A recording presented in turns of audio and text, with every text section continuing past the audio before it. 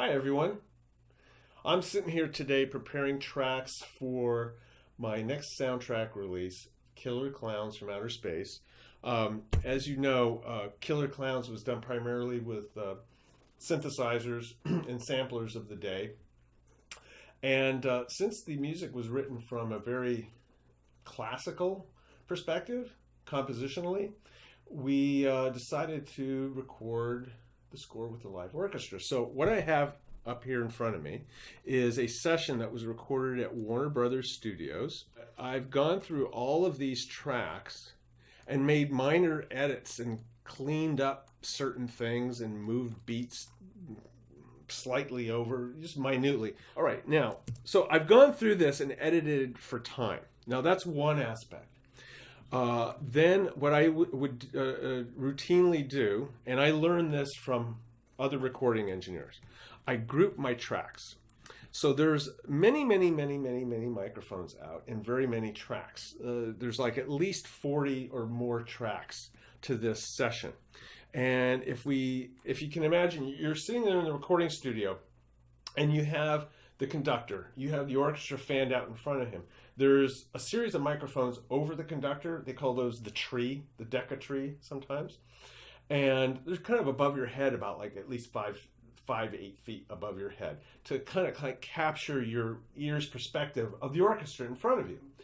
Then there's what's called spot mics. There's spot mics on just about every 2 or 3 instruments. There's a microphone, especially for the string section. In addition to the spot mics that are close to all the instruments, there are wide center, left, right microphones that has a certain name. I think they just call them overheads. And then there's an extreme left and an extreme right, like way off into the corners of the room. Where the money is in the sound is this tree, what's right above your of your head. Now I'm doing what's called mixing. Now it's called mixing, not louding. So if you see the faders that I have here, the faders are very low. I don't know if you can see here, but if I was way up here, look at all this headroom I have right here.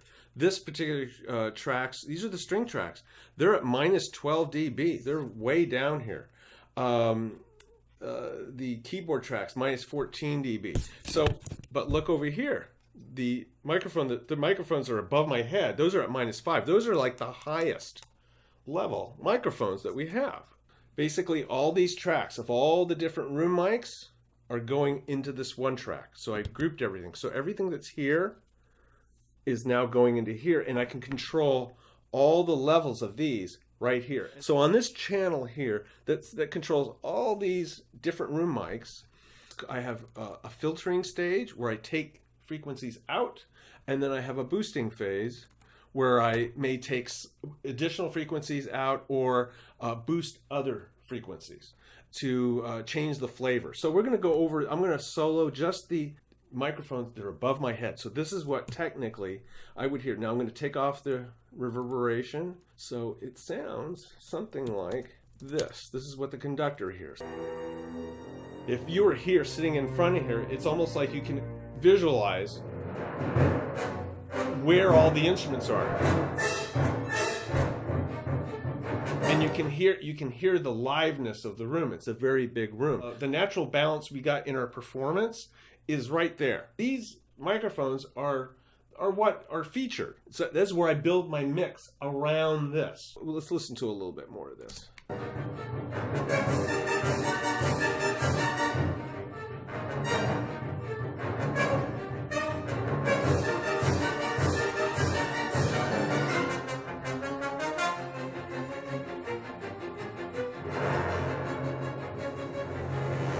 You actually get the feeling, the 3D feeling that you're there, but it's still not the whole picture. We go into what are called the spot mics, and I go through a similar process. Let me see, let me pick out the trumpets, for instance. And I do this on every track for every section. Now the trumpets, the way they were positioned in the room, if you imagine you have the strings all in front of you, the violins, violas, cellos, and the contrabass are next to them.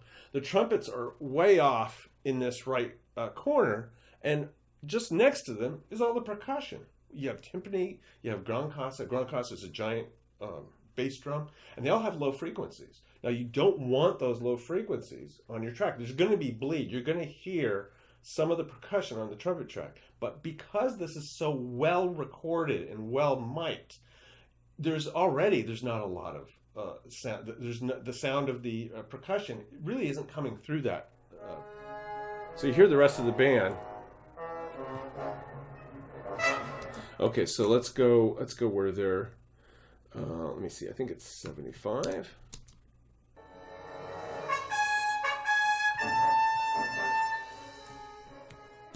Okay, I'm just gonna go back and forth on this section here.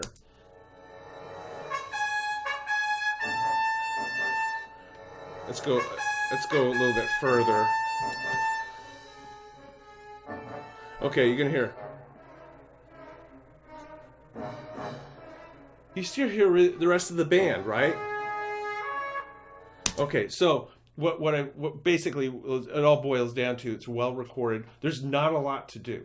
In other words, I don't have to cut out all the low frequencies to the point where it's completely filtering out the percussion, because the ratio of what you hear other instruments to what the instrument you want to hear, like let's say the timpani relation to the sound of the trumpet, is so large that you have room to work with it. If you wanted to hear more trumpet, you can lift that track up of the trumpet and not pick up more timpani. Does that make sense? This particular one, I took out the lower frequencies, and here I accentuated like around 5 kilohertz, which is kind of the liveliness of where the trumpet is. Now I go through a different process. So I need to add something to this it's basically recorded in a big room. It has a certain sound. If you just listen to it by itself with no added processing on it, and I'll take all that processing off.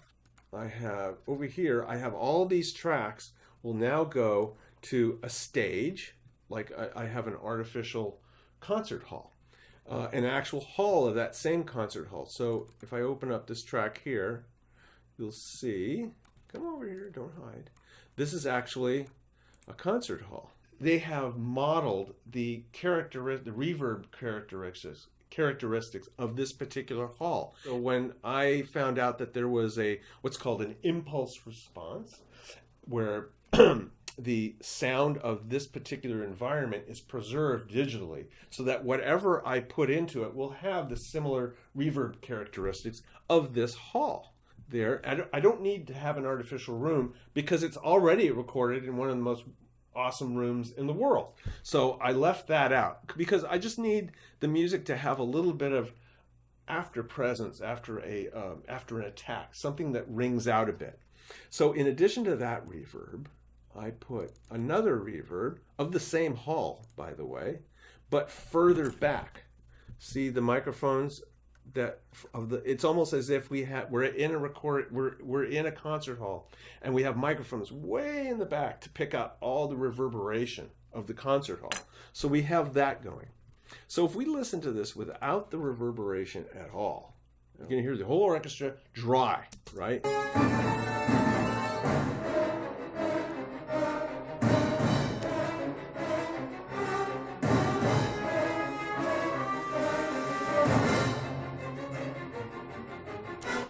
Okay, that's dry. Let me play you this end section here.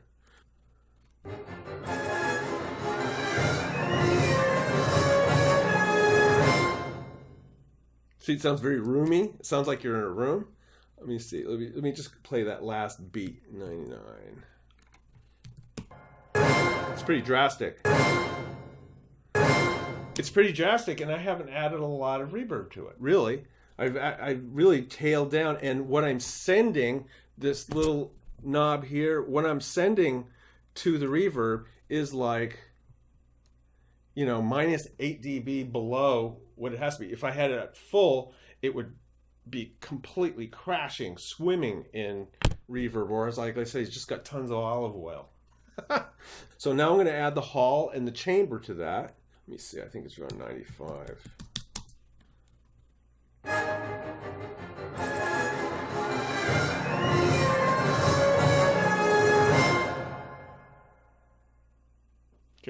Now, I am not, my personal taste, I don't like a lot of reverb.